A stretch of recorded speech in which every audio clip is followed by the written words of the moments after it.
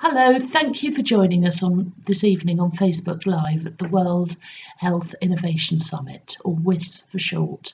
My name is Yvonne Newbold and I'm the WHIS Ambassador for Learning Disability and Autism Families. And hello, my name is Malcolm Cooper. I'm a clinical hypnotherapist and life coach, and I specialise in dealing with stress and anxiety. Today we'll be passing on, both of us, some of our top tips for stress busting and also how to regain a sense of calm.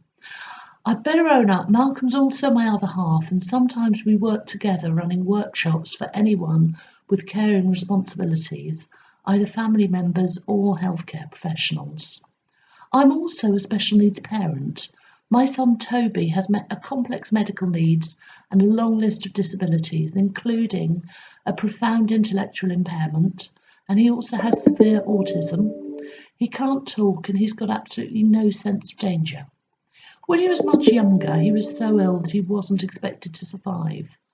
Part of his condition meant that he could just stop breathing altogether with virtually no warning, so I couldn't take my eyes off him for a second. Every morning, I'd wonder whether he'd still be alive at bedtime that evening.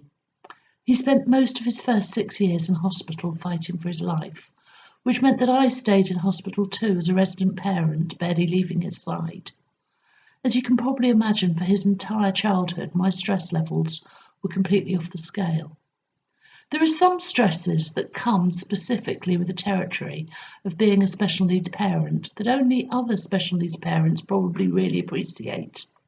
And a lot of it is to do with the level of round-the-clock care we deliver mostly on our own, which means that very quickly our family life becomes very different to everyone else's in our own communities.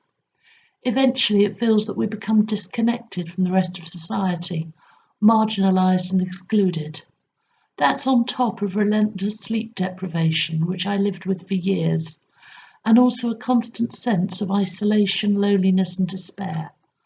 And I always felt that I wasn't doing enough to meet the needs of Toby and my other two children, simply because there just weren't enough hours in the day. Having a child with additional needs also plunges you into a goldfish bowl type of existence, where it feels that there are dozens of professionals, practitioners, care assistants and clinicians coming in and out of the house, and us having to go up and down to clinic appointments. And it feels that all of these people are picking over every last aspect of our family life. And that left me feeling very judged and very inadequate. I also sometimes used to feel that the people we had to engage with from statutory services seemed to make life even harder. It really did sometimes feel that it was more difficult. However, over time I've realised that most of those people are desperately frustrated by how little they're able to offer in terms of actual practical help. And they also feel unsupported and often isolated and under enormous stress to provide services in a climate of ever-reducing budgets. All of us, we're all victims of the same systems. And it's the systems that have to change, but that's probably a discussion for another day. Anyway, eventually, and against all the odds, Toby made it. He reached his 18th birthday. No one had expected that, but he was still with us. Now, he might have profound difficulties, but he's honestly the happiest young man you could ever hope to meet. He's got a slapstick sense of humour, and he's got this just ability to light up even the darkest room. I can't even begin to express how delighted we were that he'd made it all the way to adulthood. But our joy as a family was very short-lived, because less than 3 weeks after Toby's 18th birthday, I was diagnosed with bilateral breast cancer. And a year after that, after intensive and grueling treatment, we had even more bad news. Despite the cancer treatment, the cancer had spread to my spine, meaning that it was incurable, and I was told that I'd most likely die within the next couple of years or so. Lots of our friends and family were deeply shocked, and they felt that it was incredibly unfair that our family had been hit with yet more challenges. But I didn't feel like that. I knew straight away that this had been on the cards. It was almost an inevitability. I'd been under so much stress, and I'm sure that had something to do with me developing cancer. Basically, I just knew that I was mentally and physically simply worn out. I also immediately knew that what I wanted to do with whatever time I had left was to try and do whatever I could to make things easier for the next generation of families like my own, in the hope that someone somewhere may get more help or a little bit of an easier time of it, or even that I can help people understand better the concept of self care, all the things that I just didn't even prioritise. If the work that I'm doing means that just one parent might one day avoid getting a diagnosis and a death sentence like mine, then anything I'm doing now would have been totally worth it. And that's basically what I've been doing ever since. But Malcolm, you're the expert on stress. Can you tell me a bit more about it? Yes, now what basically is happening here, it's an evolutionary lag. Unfortunately, our development hasn't kept up with developments in society. Our environment has changed a lot, and also technology has come on massively since human beings were first designed. We're not built to be living in this environment. That's basically it. And stress, as we know it now, stress actually isn't a bad thing in small quantities. It's the sort of thing that actually gets you up and makes you do things. But it's when you get repetitive stress that is just draining the body all the time that it really becomes bad. But what's happening here is it's a threat response system that goes back to primitive times before we were living in cities and driving cars and looking at computers all day long. And a threat in those days would have been something like a predator or an enemy suddenly appearing in front of you or creeping up behind you, and your life was in danger. You either had to have a fight to the death probably, or you had to be able to run fast enough to get away from your adversary.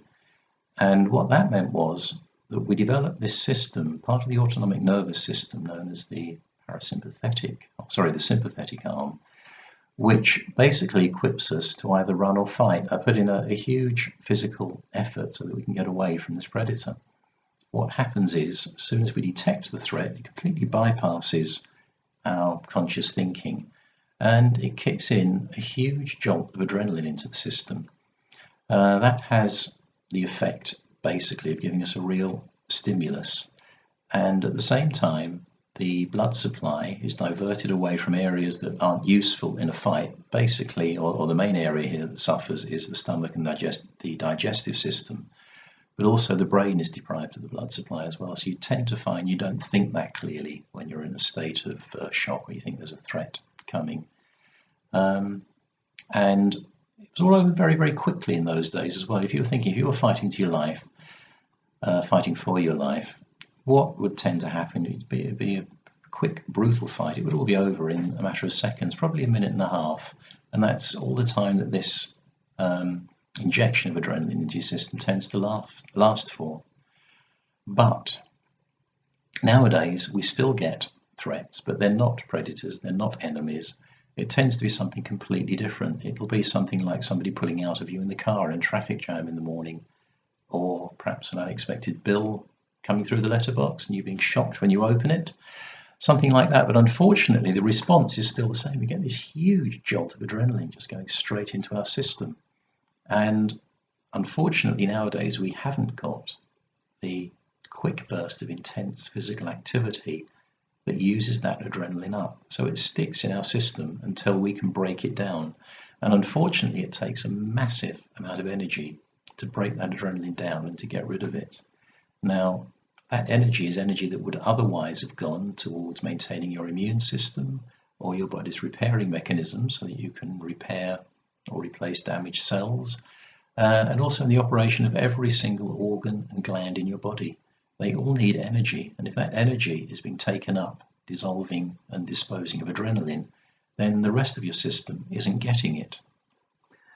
So what's really tough is what you've sort of explained as well, is that modern day stress, you need to be able to think really clearly, and the evolutionary stress response means that your thinking gets befuddled because all your energy is going to your brain. Is that the case? Yes, all your energy. There's a lack of blood supply and a lack of oxygen to the brain, so you're not thinking clearly. Also, your heart's pumping away. You know, when you've had a shock, Yeah. your heart absolutely thumps away. So your blood pressure goes up. Goodness. All of these modern illnesses, high blood pressure, lack of thinking clearly, people don't tend to sleep properly. And the reason is because we just don't use this up.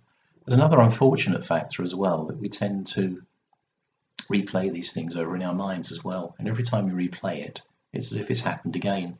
The threat detection system can't tell the difference between a real threat and one that you're imagining it. So you get another pump of adrenaline into the system. It's a vicious little circle. So what would be your top tip for someone in that situation? Is there anything that they can do that can reverse these systems and help them go back to having a calm frame of mind pretty quickly? Thankfully, yes. There are lots of methods. Now, this is one of those things, it could take a lot more time. We haven't got a lot of time here to discuss all of this, and everybody is different. But the one universal thing that we can all do is just breathe. One of the things that we tend to do when we are shocked like this is, first of all, we hold our breath for a while, and then our breathing is very shallow and rapid, which doesn't get the oxygen down into the body.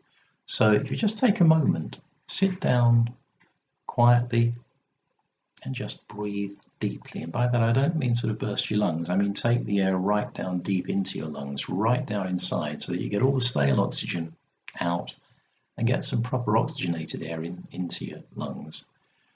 And that will give the effect as well of fooling the body a little bit, because it'll be thinking, if he's breathing deeply, then perhaps this isn't such a bad threat. And it does have a very, very immediate and quite deep-seated impact on the system. And this is one of those great things. It's a meditation technique, but it's one of those great things that the more you practice it, the better you get at it.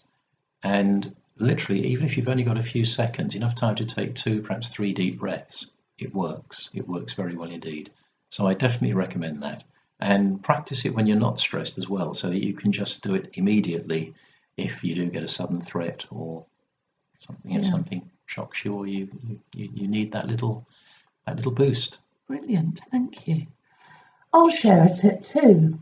Some days, I'll be totally honest, I simply didn't know how I was going to get through the rest of the day. Sometimes the stress and the deep despair was intolerable, and I felt I was letting the children down left, right and centre. On those days, eventually I developed a way of coping that personally for me worked brilliantly. I break the whole day down into 10-minute chunks. Getting through the next 10 minutes is a lot more doable than worrying about how you're going to get through a whole day. And I'd literally just focus on holding us all together and keeping us going for 10 minutes at a time, then the next 10 minutes and the next. I'd feel a real sense of achievement and pride that we'd managed each of those 10-minute chunks and had come out of each one relatively unscathed and able to face the next chunk. And as the day went on, my confidence would grow. At the end of each 10 minutes, I think, yay! And I started to feel invincible and much more confident. Sometimes we attacked whole periods of several weeks in 10-minute chunks, but it worked. Look, me and the 3 children are all still here to tell the tale. Malcolm, have you got another quick one for us? I have, yes. There are loads of these, by the way, but here's another one. And again, I'm using a meditation technique here. This tends to be my favourite way of alleviating stress. But it's a little bit of visualization. So again, you just find somewhere quiet to sit down and just imagine that you've got a small ball of warm light sitting deep in the pit of your stomach. Somewhere down here, you can't see where I'm touching now, but just below your belly button, about the size of a tennis ball. And then gradually feel that begin to grow, so the whole of your abdomen fills with it until it's about the size of a football. And then from this ball of warm light, just imagine 2 strands breaking off and going down, one down each leg. And then imagine those strands going deep into the floor. And just visualize them in your mind, seeing them going deeper and deeper and deeper into the ground. You can see them going through the foundations of the house or the building that you're in. If you're in central London, you can see them going down through the tube lines and going down and down and down. Just imagine them going all the way down to the core of the earth and attaching to the very centre of the world. Goodness, that's quite beautiful actually. I could imagine that being very calming. And again, that if you practice it when you're not stressed. And then when you are stressed, you can just kick into it, and that's a very quick one. Goodness. And I've just got one last one. As I was saying earlier, I felt very isolated and disconnected from the people within my own community. And when that happens, it starts to eat away at your own self-esteem and self-confidence very quickly. What saved me was eventually finding other parents of children with disabilities.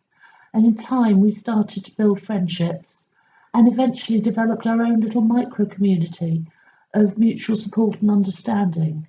They are the friends that absolutely get it. They're the ones I can still ring up in the middle of the night and say, help.